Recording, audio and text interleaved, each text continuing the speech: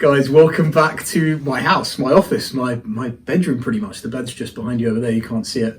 But it's an absolute joy to be back. And you know what? I was truly taken back by the response to the first series update for the collection. And we really had no other option but to come with part two. So this is part two.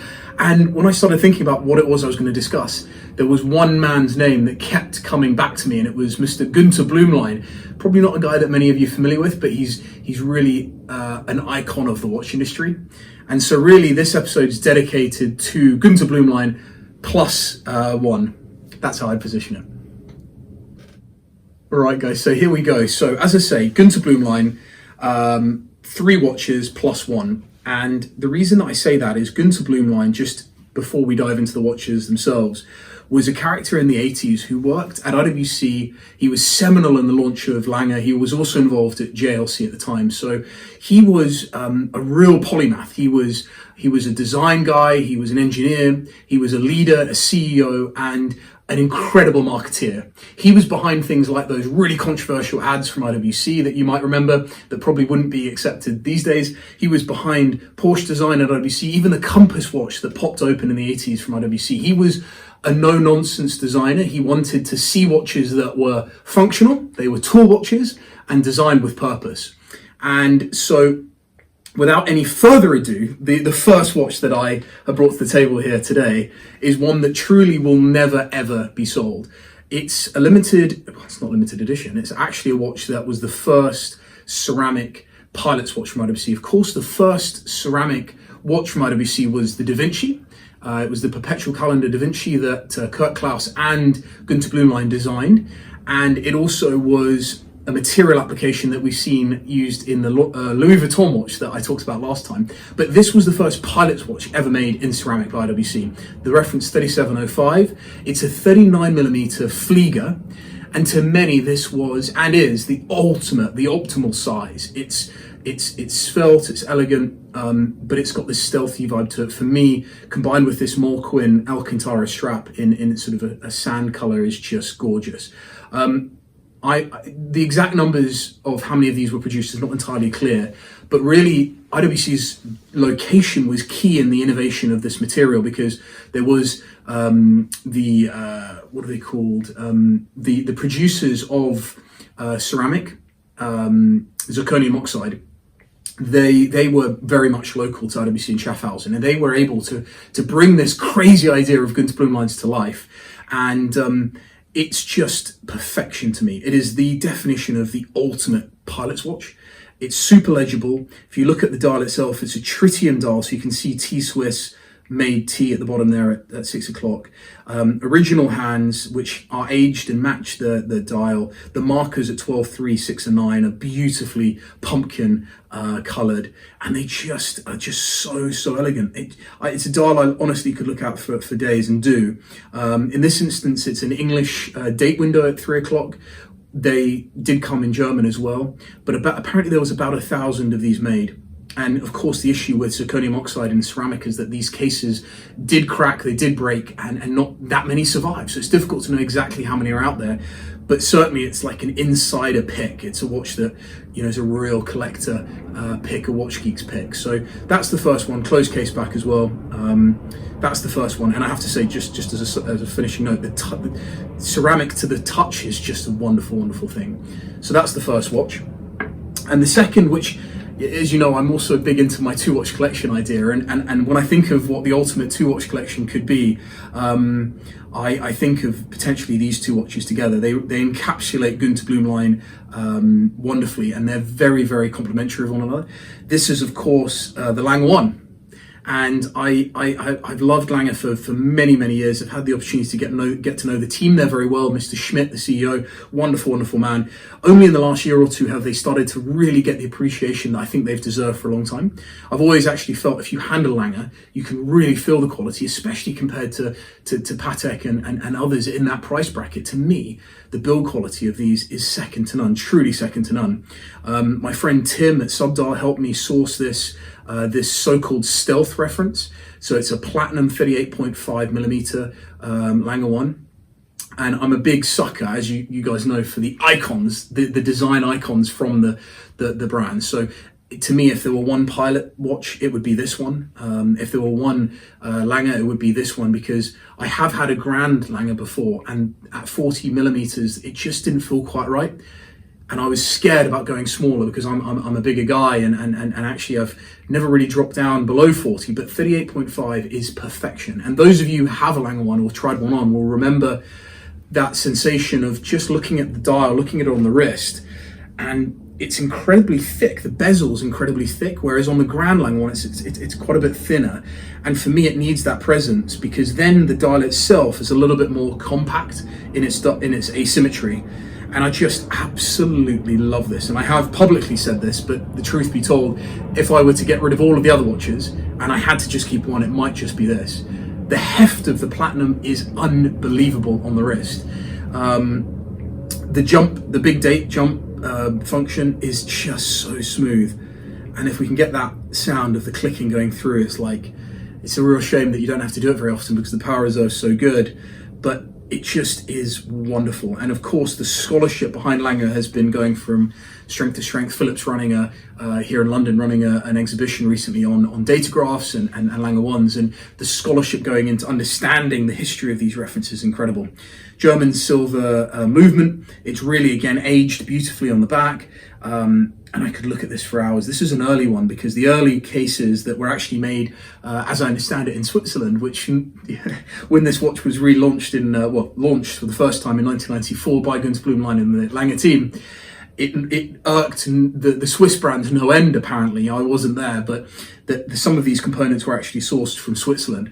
You know that because if you look at the finishing, the finishing on the Lange Söhne printed next to the crown on the case back has the so-called Schreck O, which is not as fine a finish as some of the later cases that were made in Germany. So it's got a bit of Swiss to it, even though it says made in Germany on the dial, which I think is fantastic. So I just love the Lange one. I absolutely love it. And you know what?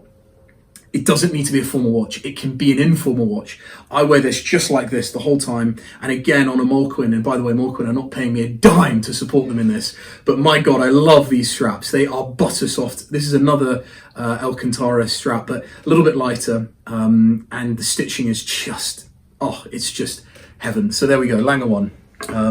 My God, guys, I'm talking a bit more on this one than last week, because I've got the juices flowing a little bit. So we've got two Alcantara suede strap, potentially ultimate 2-watch collection there. And I just felt that if we were talking Günter Blümlein and IWC, we had to also talk about Porsche design. Now, this was a watch designed by Ferdinand Porsche as well, and the guy who designed the 911, of course. And Günter Blümlein was involved in this process. And this was a watch that was also issued to German divers.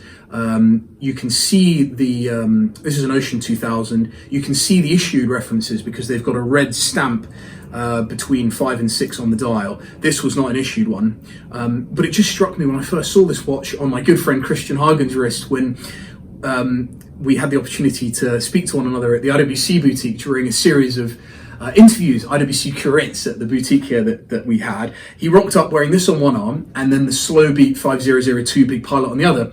And I looked at it and he had it on the Velcro strap and I was like, what on earth is that? It's like an organic shape. It sits really sort of tightly to the wrist. And it was just this bizarre case shape. It almost looks like, if you look at the push down rotating bezel here, which obviously is unidirectional for diving, it looks and feels a bit like an overseas bezel from Vacheron, because it has these sort of cutouts on the bezel, make it obviously easier to rotate when you've got it on a diver's suit. But it was just such an odd looking watch. And then, more recently, I've started wearing it on this. It's solid titanium. It's 42 millimeters in size. To me, one of the best looking, most beautiful, simple divers that very few people are actually looking at.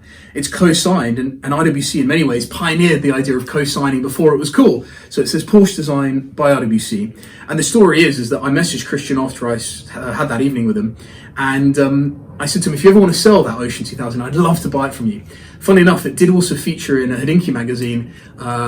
This very watch was sent to them to write about how a designer was so influenced when he saw, and we'll whip that out and we'll show you the visuals of that article in this film, because he was so influenced by the bizarre shape of this incredible dive watch that could go to 2,000 meters in the 80s. You know, very, very thin.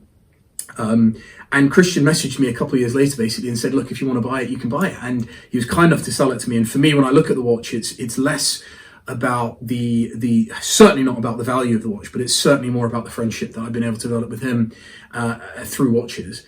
And I also have to say that I think, looking at the success of the Moser Streamliner, a watch that was developed more recently by Moser, who are obviously very close geographically in Schaffhausen to IWC, the way that the bracelet and the case interact in the Streamliner reminds me very much of the Ocean 2000. And I wonder, Edouard Mélin, if you're out there, the CEO of Moser, if you're watching this, please comment underneath and tell me, were you inspired by the Ocean 2000 when designing the Streamliner, which is one of the most spectacular classic designs of modern watchmaking?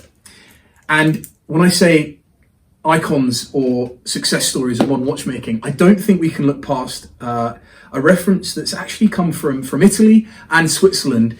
And it's a watch that, again, is in titanium, but comes in different forms and has been somewhat of a grail watch for me in the last few years. And I honestly can't quite believe I've been able to pick one up here in the UK.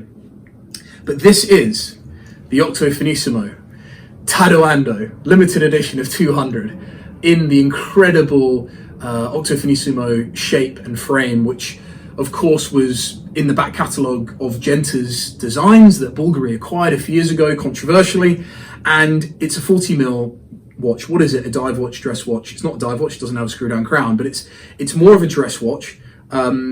It's probably the most comfortable watch I've ever worn. It's incredibly thin, and if anyone has the opportunity to handle one, I urge you to, because it's almost toy-like in the nicest possible way. The design is incredible. Wears bigger than 40, because actually, if you look at the way that these lugs are formed and the case is formed, which is square in its shape, it's got all of these different drop downs and cuts and layers to it. It really emanates. It's almost like Italian fashion. I mean, this is getting esoteric, but the way in which Italian guys seem to create great looks clothing-wise is to create layers. And this watch has layers to it in an amazing way. And I'm sure that the team at Bulgari were thinking about that when they designed this. And again, I'm certainly no art scholar, but there's an Italian artist, who created beautiful illustrations of Italian cities. And he might have been called Cannelloni or Canotti. I'm looking at Kieran, who's filming this, asking if he knows what he's... I can't remember what he's called, but he creates these incredibly linear, beautiful drawings of Florence and of Rome. And to me, this is the combination of incredible modern technical design and execution, beautifully executed, but it's also got that Italian flair to it in its design. Then the cherry on the cake, of course, in this limited edition with Tadao Ando, which was part of a series of 3 editions that Bulgari did with the great architect who famously designed buildings and famously still designs buildings in concrete and very minimalist stripped-back designs. This particular influence of Japanese design and culture on the dial is just genius. It is absolutely gorgeous. And my old friend Stephen Pulverin did a great article when this came out on Hodinkee, and it just caught my heart and soul, and it just was an immediate love at first sight. The way that the circles emanate outwards from the running seconds hand, there's nothing else on the dial. And anyone who has seen, and again, we'll flash up some of Tadao Ando's work up on this film, because you have to appreciate just how brutalist in many ways his design was and his work is. It's incredible. And this watch to me is Italian fusion, Swiss engineering with a Japanese cherry on the cake. It's just heaven. Of course, you look over on the case back and it's got Tado's signature. Unfortunately, not his actual signature, but engraved or printed on the case back. And the movement itself was designed, and the Bulgari Octo Finissimo this year in 2022, celebrating 10 years of development, which was quite incredible. This movement was designed for the case, so it fits the case beautifully with this lovely micro rotor. And of course, the reason for the micro rotor is to keep the profile as slim as possible. And it is unbelievable, unbelievable. Not a numbered limited edition, but limited to 200. I absolutely love this watch, honestly. And here it is on the wrist. It's just sublime. What more is there to say? Guys, thank you so much as always for joining. Now, what I would like to say this time is, please let me know below what your thoughts are on the film and what you'd like to see next, because of course, none of these 4 watches featured on the update last time. My idea is that we can keep this conversation going by basically bringing to the table new acquisitions as and when they come in, sharing the stories as to why I fell in love with them and why they're here. But please do let me know your thoughts on what you'd like to see next.